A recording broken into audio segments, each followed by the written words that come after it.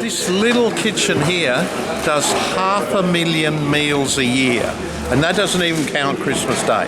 500,000 meals come out of this. And what do we got? A few pots and pans and a few ovens and this and that and the other and a freezer. 500,000 meals a year.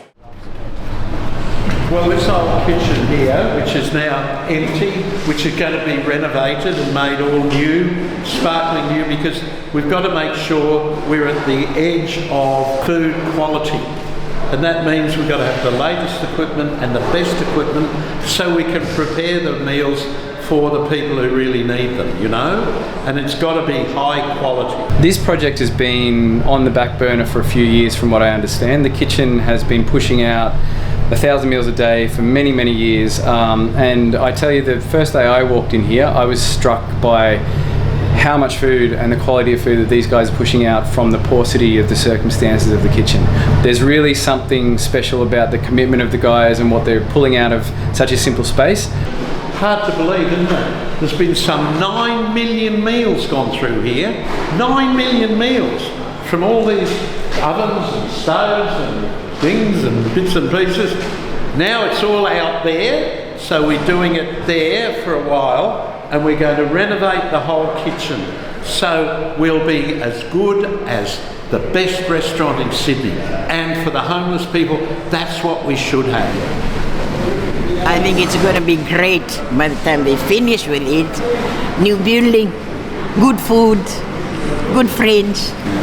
2 foods you must check at all times for temperature: chicken and fish. It always has to be above 75 degrees. Always. The food's great. Never complain about the food. We really looked at this as an investment in the site to upgrade the real heart of the centre. We believe that the food here is what brings people in, and then hopefully they go and access the other services, medical, dental, group meetings or Tai Chi, whatever it may well be, guest services. But the food is a really key thing to bring people through the door, so we invested as heavily as we could. And we have a beautiful state-of-the-art kitchen which is coming out of that. And what I'd like to do is say to all the chefs, all you toffee chefs in Sydney who prepare meals for the rich and famous, come in here, work in our kitchen and prepare meals for people who really genuinely need them. So we've taken all of the cooking equipment, you can see it's all here, taken it all out of the kitchen, put it here in the centre of the restaurant or over to the side of the restaurant. The people with disabilities can still sit and eat in there, and we've got tables out the back. But here all the food is being prepared as usual. We had to put a new floor down on this part to hold the weight of all the equipment, but it's all here and it's all preparing meals. So people with our food vans who are out at Bullamakanga or somewhere getting delivered meals won't even know it's coming from this kind of temporary kitchen while we get our new kitchen developed. It took quite a few factors to bring all of this together. The period in which the kitchen has been offline and we've been working out of the other kitchen is around about 3 weeks, 3 weeks plus. Hopefully all going well, it'll just be 3 weeks and 2 days. But during that period we have not reduced the amount of food that we've pushed out at all. So the kitchen has been doing breakfast and lunch every day, including the night runs that go out on the vans, to the tune of about 1,100 meals, which has meant a range of contingencies have been put in place to keep that going, from the hire of the kitchen to sourcing extra food that's more sort of ready to serve so we can keep pushing that out. So we have marinated chicken, chicken skewers, plain chicken, chicken strips, chicken thighs, and chicken schnitzel. We had to devise a way to continue serving 1,100 meals a day without the use of a kitchen. So what we've actually done is we've relayed flooring here to protect the flooring in loaves and fishes, and then we've hired a whole bunch of commercial equipment which has been utilised over the past 3 weeks to continue pushing out these meals. A pop-up kitchen with 40 trays of combi space, a couple of benches, a wash-up and some wonderful people, because it's really quite hot, humid in here.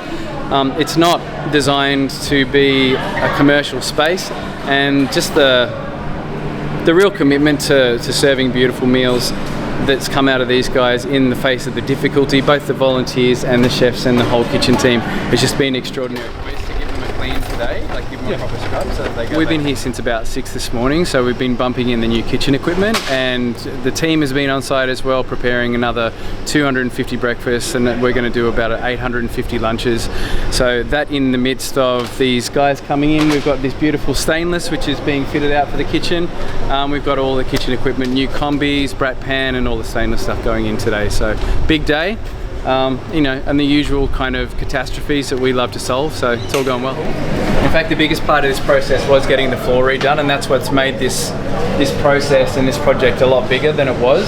So the flooring, I don't know how long it had been since it was redone, but this has been re-epoxied, so it's a non-slip surface, it's very hygienic, and we had to wait 7 days for this to cure. So this has been about an 11-day process from when it was cleaned, resurfaced, and now ready to go. So what's best for the guys here is our beautiful cool room, which is nowhere near big enough, but we make it work, and freezer. They're all resurfaced and they're ready to go. So in fact, today's a much easier today, because we've been bringing everything from outside and sort of wheeling trolleys back and forth 50 times a day. There was two approaches we could have taken to this kitchen. One was to go cheap, get second-hand stuff, and really just do a minor upgrade to the space. The path that was chosen was to get new equipment, perfect flooring, cladding on the walls, so that we are building an environment in which more meals can be produced of a higher quality for many, many years to come. It was something that I don't imagine will need to be revamped for a good 15 to 20 years.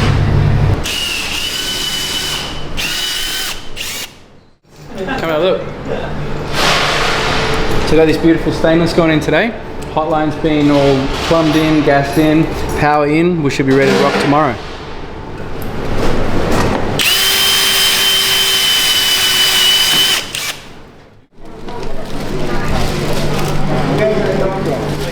It's 100% improvement on what we had. Better equipped. We've had our floor all fixed up. We've got some new ovens. We've got a brat pan now. We've got our stove top all fixed up. And this is my dishwasher. Look at that. Beautiful though.